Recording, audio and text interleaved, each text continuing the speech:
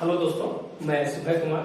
दोस्तों, हम है जो डेली पेपर का एनालिसिस है जो लेकर आते हैं और उसमें है जो इम्पोर्टेंट चीज जो होता है, जो आपके पीटी मेंस एंड इंटरव्यू से रिलेटेड जो भी चीज है जो आपको है जो एक पेपर में इम्पोर्टेंस जो होता है वो आपको देखने के लिए मिलता है और आपके लिए पीटी और मेंस के लिए बहुत ही महत्वपूर्ण है।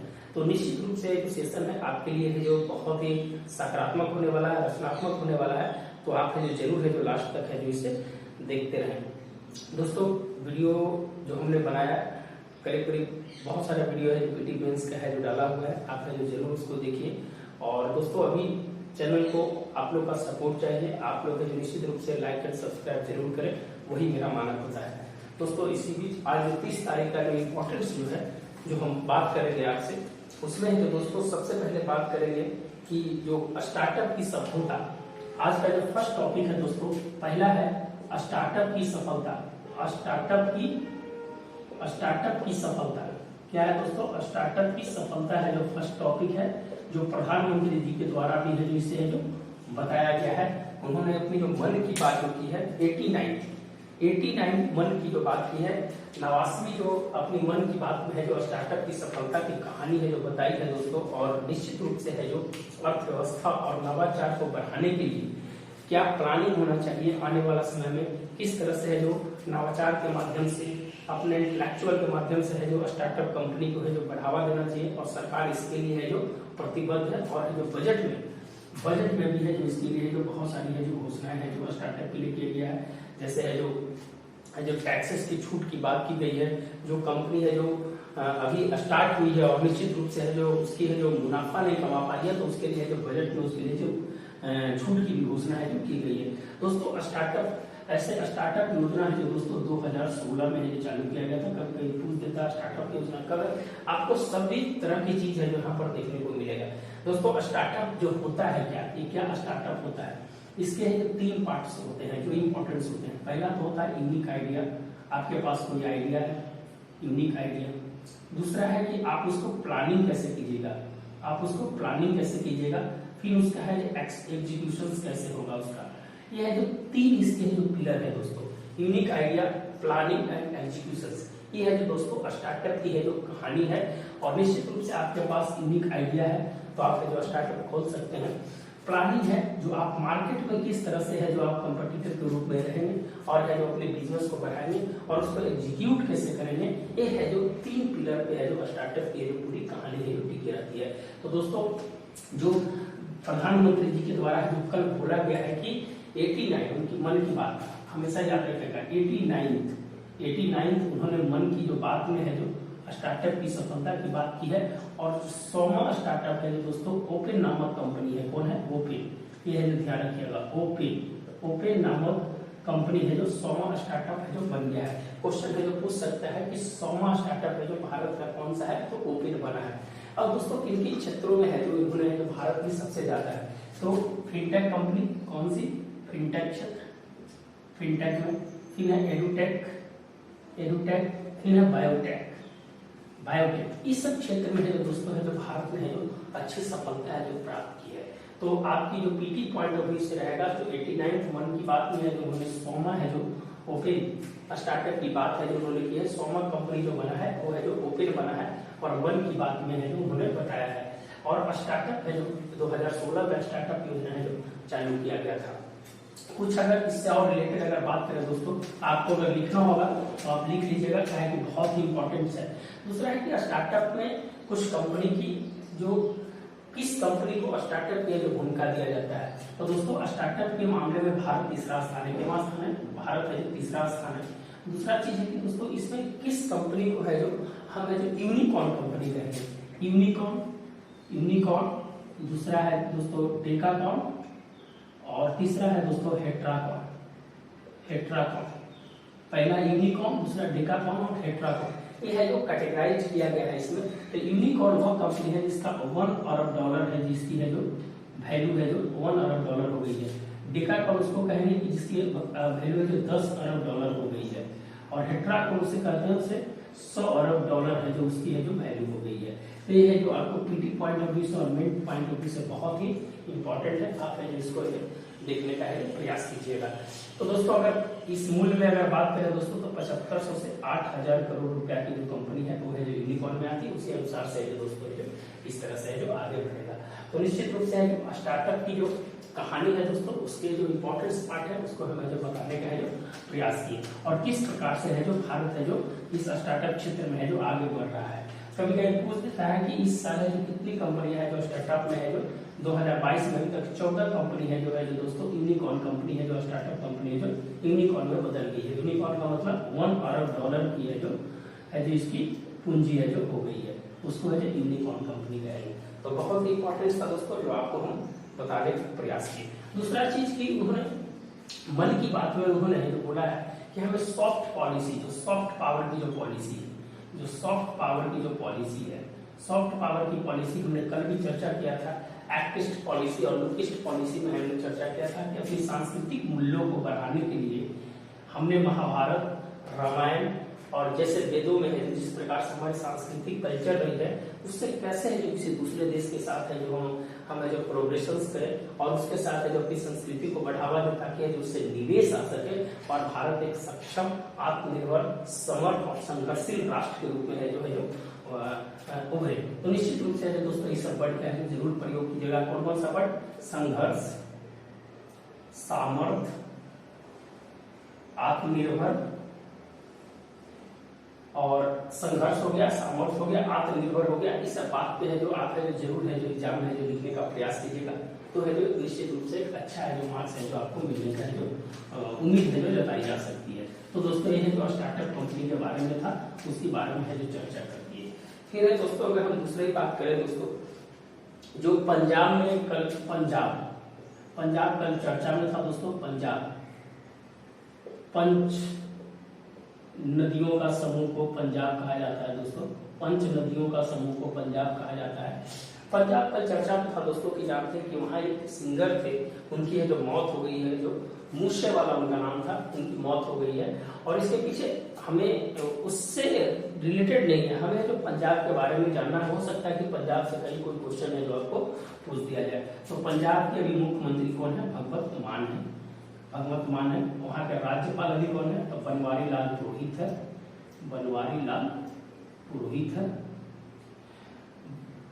आम आदमी जो पार्टी है दोस्तों एक ऐसी क्षेत्रीय पार्टी है जो दो जगह है जो सरकार बनाई है। तो भारत में अभी वर्तमान में आम आदमी पार्टी एक ऐसी क्षेत्रीय पार्टी है जिसकी है जो दो है जो सीएम है, एक दिल्ली में, एक है जो पंजाब में।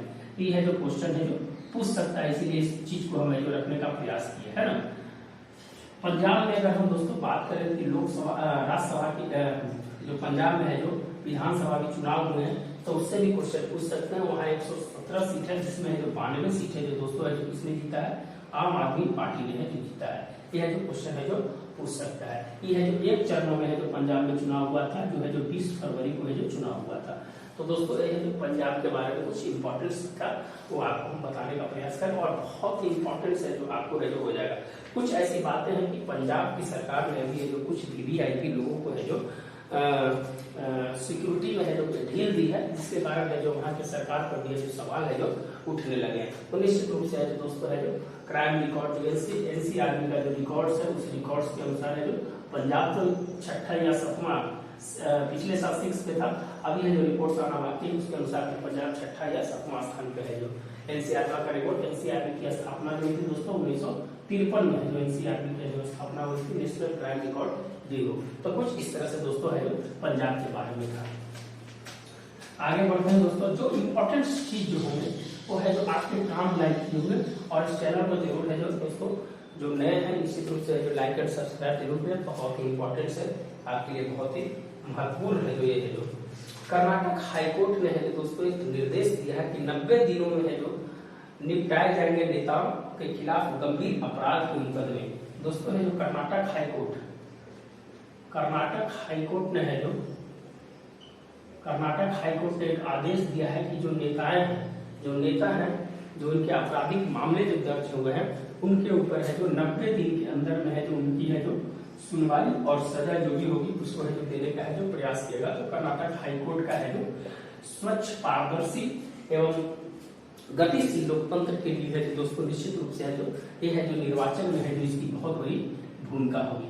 दोस्तों इसका है जो एडीआर रिपोर्ट से पढ़िएगा, एसोसिएशन ऑफ डेमोक्रेटिक रिफॉर्म करके एक संस्था है, याद रखिएगा, एसोसिएशन ऑफ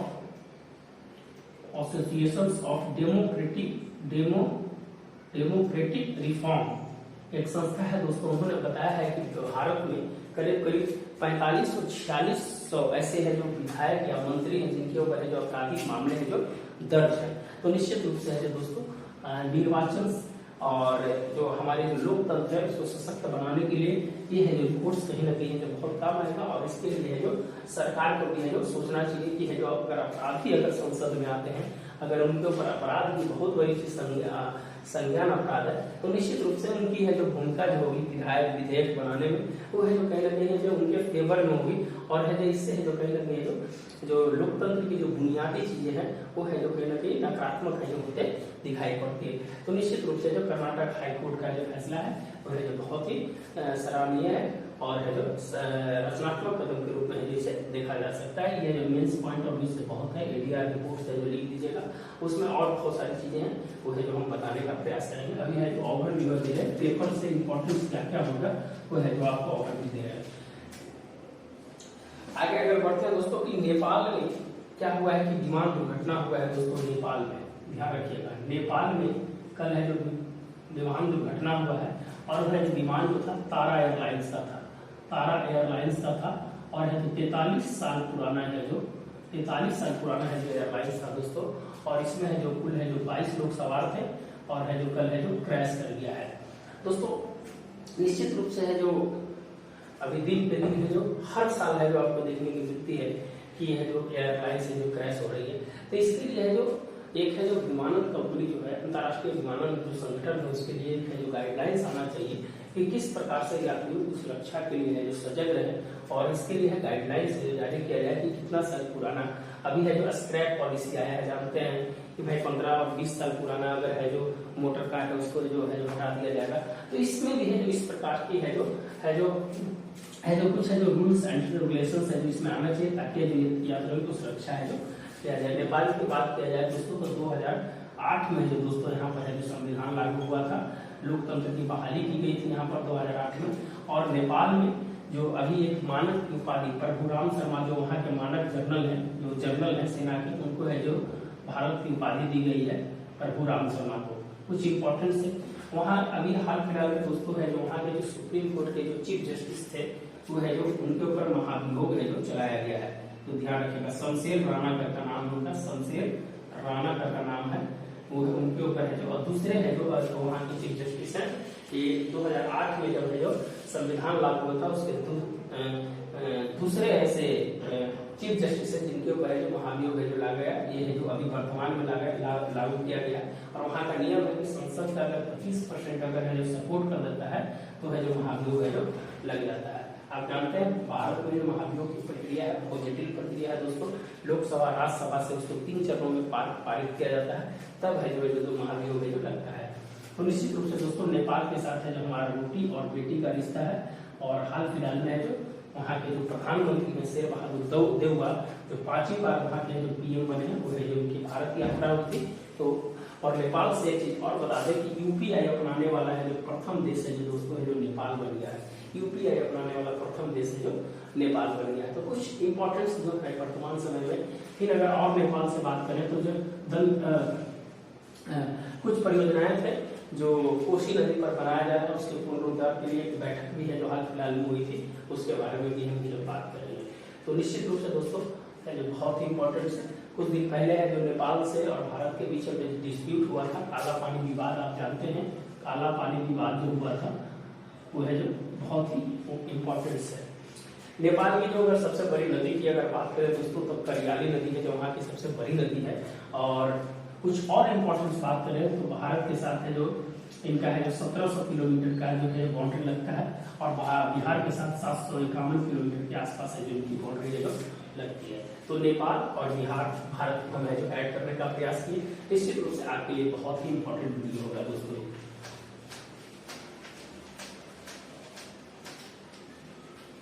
आगे बढ़ते हैं दोस्तों, जो और है जो इम्पोर्टेंस है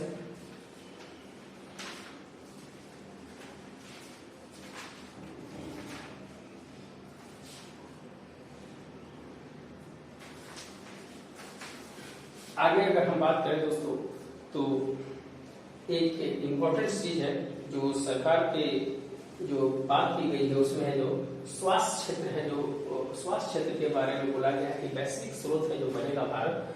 तो दोस्तों स्वास्थ्य क्षेत्र की अगर हम बात करें तो बुनियादी चीज है दोस्तों, स्वास्थ्य क्षेत्र की अगर बात करें तो बुनियादी चीज है स्वास्थ्य क्षेत्र। इसके बारे में बोला गया है कि दोस्तों स्वास्थ्य क्षेत्र जो है भारत का जो वैश्विक स्रोत बन सकता है। क्या बन सकता है? वैश्विक स्रोत बन सकता है। हमने दोस्तों अभी हाल फिलहाल में देखा कि जो जेनरिक दवाइयां हैं उनका है जो 60% है जो दोस्तों है जो भारत है जो निर्यात करता है और वैश्विक हब बनने जा रहा है। क्या बनने जा रहा है? वैश्विक हब बनने जा रहा है, वैश्विक हब बनने जा रहा है। हमने कोरोना में जिस प्रकार से जो देखा, कोरोना में आपने देखा दोस्तों कि हमारी है जो 3 है जो टीका है जो भारत के लिए जो बहुत ही महत्वपूर्ण है। पहला तो दोस्तों आप जानते हैं कि सीरम इंस्टीट्यूट के द्वारा जो बनाया गया था उसका क्या नाम था? कोविशील्ड। एक्चुअली ये ब्रिटेन के साथ मिलकर बनाया है, लेकिन सीरम ने है जो यहाँ पर बनाया। दूसरा है जो दोस्तों आप जानते हैं कि बायोटेक का जो था दोस्तों जो हैदराबाद के द्वारा है जो बनाया गया था। और तीसरा है जो दोस्तों बायोलॉजिकल ई है, बायोलॉजिकल ई है जो कोवोवैक्स, जिसका नाम है क्या नाम है? कोवोवैक्स नाम है। कोवैक्स दोस्तों 12 से 14 वर्ष को 16 मार्च में है जो इसको है जो 16 मार्च से 12 से 14 वर्ष के लोग बच्चों को दिया गया है। आप जानते हैं दोस्तों कि जो बायोटेक जो हैदराबाद के द्वारा बनाया गया है और इन दोनों को है जो भारत की 18 जो विश्व की 18 ऐसी है जो वैक्सीन थी उसमें है जो दोनों है जो जगह बनाया था। ये है जो दोस्तों 3 जनवरी को इसको है जो WHO के द्वारा मान्यता प्राप्त हुआ था और बायोटेक को 3 नवंबर को है जो WHO के द्वारा है जो उसको जो मान्यता प्राप्त हुआ था। तो स्वास्थ्य अवसंरचना की बात हम करेंगे। ये तो हो गया कि कोविड में हमने किस प्रकार से काम किया। स्वास्थ्य अवसंरचना के लिए है दोस्तों आयुष्मान भारत योजना, स्वास्थ्य अवसंरचना के लिए हमने है आयुष्मान भारत योजना, आयुष्मान भारत।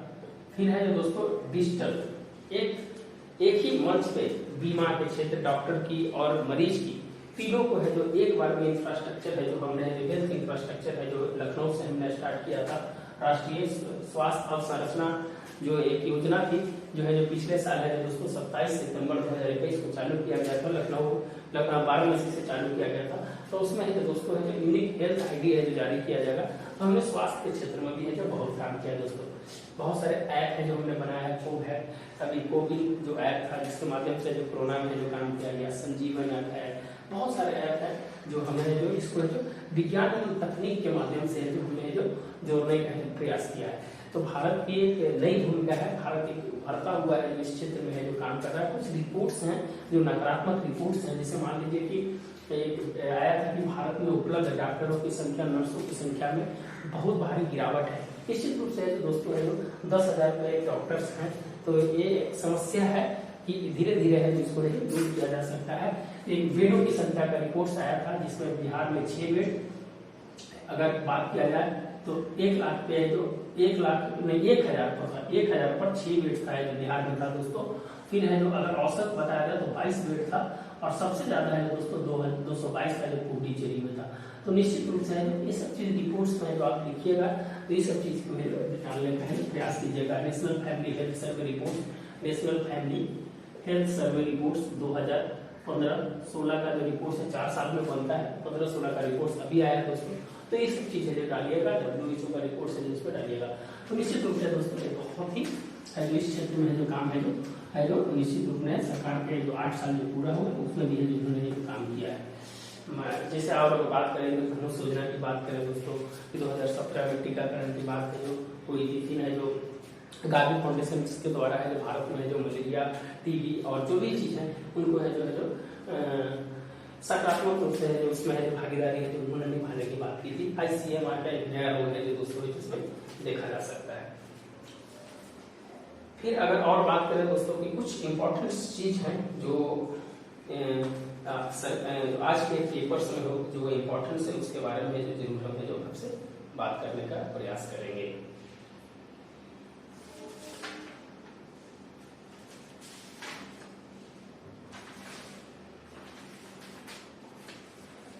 अमेरिका दोस्तों है जो अमेरिका जो है भारत का सबसे बड़ा व्यापारिक साझेदार बन गया है।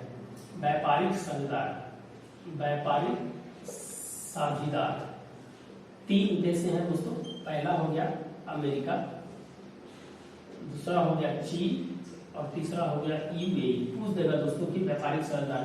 अभी दोस्तों हमने चाइना को पीछे छोड़ दिया है और है जो हमारा 119.42 अरब डॉलर का है जो व्यापार है जो दोस्तों इसमें आयात और निर्यात दोनों मिलाकर रहता है दोस्तों। इसमें व्यापारिक साझेदार का मतलब आयात और निर्यात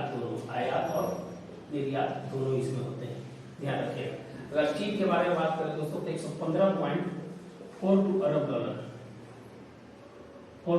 डॉलर और ये यूएई के बारे में बात करें दोस्तों तो 72.9 अरब डॉलर।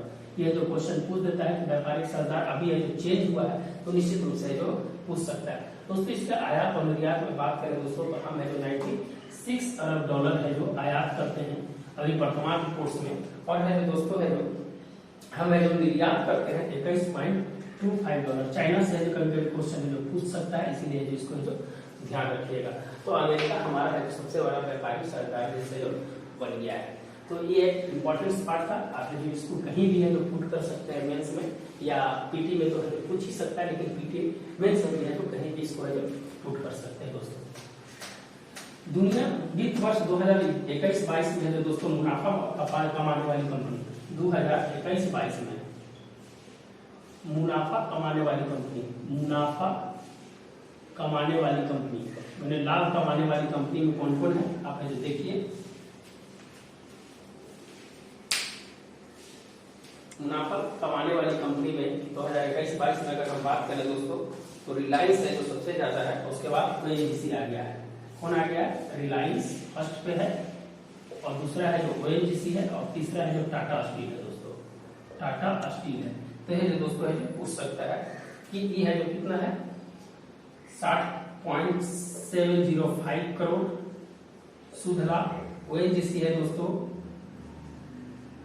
40.306 करोड़। ये है जो दोस्तों है जो शुद्ध आय कमाने वाली कंपनी है। जो पहला रिलायंस हो गई, दूसरा ओएनजीसी हो गई और तीसरा है जो टाटा स्टील हो गई। तो है जो दोस्तों है जो पूछ सकता है। हर चीज को 4 पॉइंट्स पढ़ने का प्रयास कीजिए। जब 4 पॉइंट्स पढ़िएगा तो है जो आप है जो अच्छे से जो तैयारी कर पाइएगा। सरकार है जो दोस्तों जन समर्थ प्लेटफॉर्म को लॉन्च कर रही है। क्या नाम है? जन समर्थ प्लेटफॉर्म। दोस्तों ये है जो जन समर्थ जो प्लेटफॉर्म है, ये है जो दोस्तों एक ही पोर्टल पर है जो अलग अलग स्कीम को है जो एक्सेस किया जाएगा। पोर्टल एक ही है दोस्तों और अलग अलग जो स्कीम है भारत सरकार की वो है जो इससे एक्सेस किया जाएगा।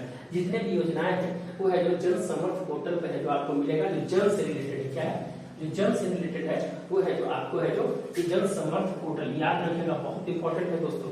इसमें है जो सरकार है जो इसको लॉन्च करने जा रही है और है जो इसमें जो है जो शुरू से अभी है जो वर्तमान में 15 योजनाओं को है जो अभी है इससे टेस्टिंग किया जाएगा, फिर है जो इसको है जो बढ़ाया जाएगा दोस्तों। तो जन समर्थ योजना विभिन्न जो जन की योजनाएं है उसको है जो एक साथ एक्सेस करने के लिए है जो जन समर्थ पोर्टल है जो लॉन्च करने जा रही है। जन समर्थ पोर्टल है जो इसको है जो लॉन्च करने जा रही है। तो निश्चित रूप से दोस्तों है जो मिनिमम गवर्नमेंट जो सरकार का जो टैगलाइन है कि मिनिमम गवर्नमेंट और मैक्सिमम गवर्नमेंट है जो गवर्नेंस है मिनिमम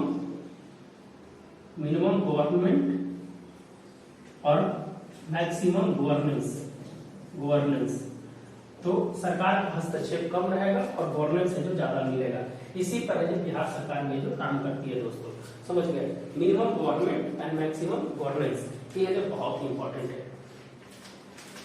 अगर आगे हम बात करें दोस्तों तो पूर्वोत्तर के लिए दोस्तों है जो एक है जो योजना चलाया गया है पूर्वोत्तर डिवाइन योजना। क्या है दोस्तों? डिवाइन योजना है। एक डेवलपमेंट इन्वेस्टमेंट है जिसका पूरा नाम है। क्या है दोस्तों? डेवलपमेंट इनिशिएटिव है जो इन्वेस्टमेंट है जिसका नाम है जो नॉर्थ ईस्ट के लिए जो रखा है। Development initiative north east. इसका पूरा नाम क्या है दोस्तों? Development initiative for north east. पूर्वोत्तर को अगर हम बढ़ाएंगे दोस्तों तो है जो विकास के इंजन के रूप में है जो काम करेगा। इसीलिए है दोस्तों डिवाइन योजना। पूर्वोत्तर क्षेत्र के लिए जो कौन सी योजना चलाई जा रही है, तो डिवाइन योजना है जो चलाई जा रही है। ये जो निश्चित रूप से है, इसका पूरा नाम पीएम डिवाइन भी है, प्रधानमंत्री development initiative for north east, इसका है जो पूरा नाम है दोस्तों। तो इम्पोर्टेंस जो बातें थी वो है जो दोस्तों हमने जो करने का प्रयास किया। कुछ और इम्पोर्टेंस बातें हैं जो निश्चित रूप से है जो आपसे हम करने का प्रयास करेंगे। कल हमने मोदी सरकार के 8 साल के कार्यकाल के बारे में दोस्तों हमने चर्चा कर दिया था, और निश्चित रूप से जो दोस्तों है जो तो बहुत ही इम्पोर्टेंस था। कुछ अमेरिका में दोस्तों कुछ दिन पहले जो टेक्सास में है जो एक गोलीबारी हुई थी, बच्चों ने है जो स्कूल में गोली चलाई थी, तो उसमें रिपोर्ट है कि दोस्तों अब है जो वहां पर है जो इस बिल में है जो संशोधन करने के लिए बात की जा रही है। और रिपोर्ट है दोस्तों कि अमेरिका में